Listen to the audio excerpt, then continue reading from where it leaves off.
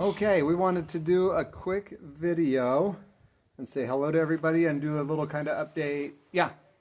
So, Britt, I think Ruthie wants you. Where are we? We are in the mountains in the Baja, Mexico, outside of Ensenada. How did we get here? We got here in a van, our minivan. How far was it? I think it was, oh man, what is the mileage? Is it 4,000 miles? Probably 3. Okay, yeah. Anyways, when I Google mapped it, it took, drive time is supposed to be 40 hours. It took us 6 days.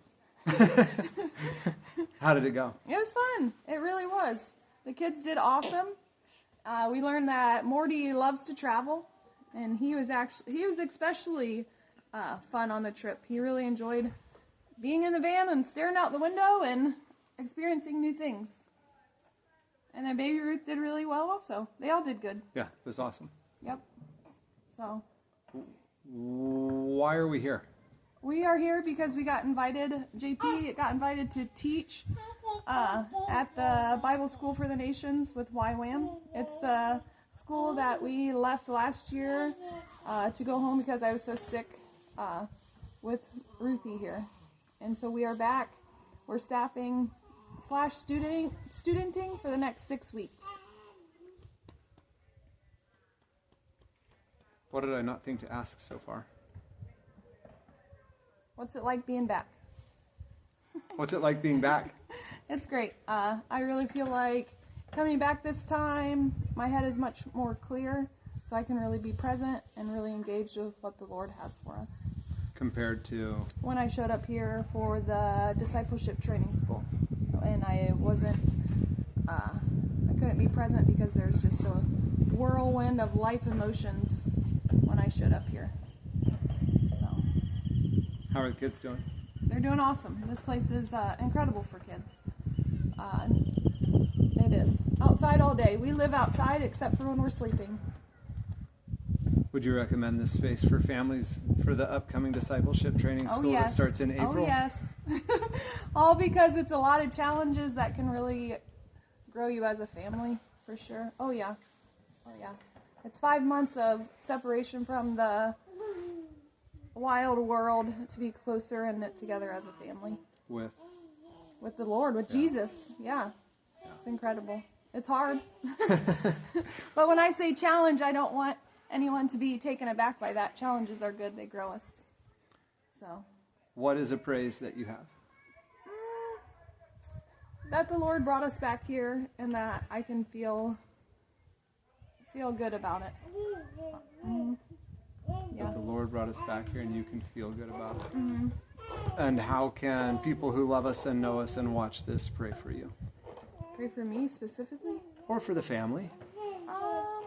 That we would continue to be obedient and really allow the season of not a whole lot of outside distractions, allow this season to take root. And just that we continue to walk obediently. And my prayer, I'm looking at the phone and I'm super backlit, but maybe you can see me. If not, you can hear me. My prayer is kind of like Britt's, but it's that I would be open to following the Lord's lead. I think sometimes I get an idea that's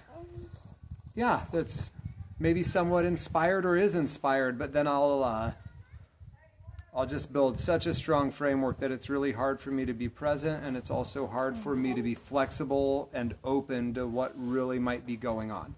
So I don't know if that makes sense, but that's my prayer, is that I would just, like Britt said, in obedience, be willing to kind of let the Lord lead in this season and not necessarily have my own predetermined destination that I'm going to use how the Lord is leading to get to, and also that I'd be flexible with it. And then my praise would be at the teaching. I was having a blast after our first session, I think after the second session that I got to lead in, and we're doing the Gospels, and we were talking about, with this Bible school, they just came out of the Old Testament. They spent the last however many weeks, 8-ish weeks in the Old Testament, and then we just got to the Gospels, and I got to show up to be the teacher or the study leader who showed up in that space. And we were looking at the Gospels and trying to kind of just take a fresh look at it. Now we have a little bit of an Old Testament education to rely on. And then also to ask ourselves what we might have typically taken into our Bible reading that wasn't from the Lord and what he might want us to get out of it. But as I was going over all that, I, in my first and second sessions, multiple times articulated being insecure about what we were doing and how I was doing it. And after the second session, my buddy who I'm leading the session with, and he's very experienced and knowledgeable, he said, I don't really think that insecurity has any place here. And it was a loving rebuke. I don't mean in a mean way or aggressive or offensive, but just in a, hey, let's really look at this and see if this is how it ought to be, because I don't think it should, his tone.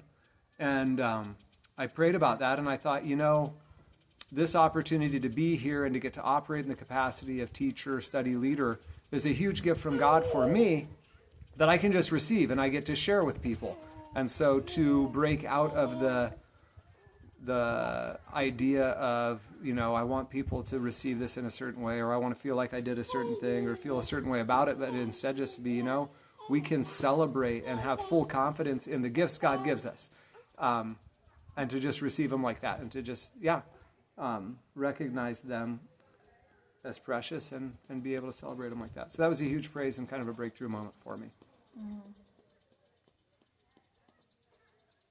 What else?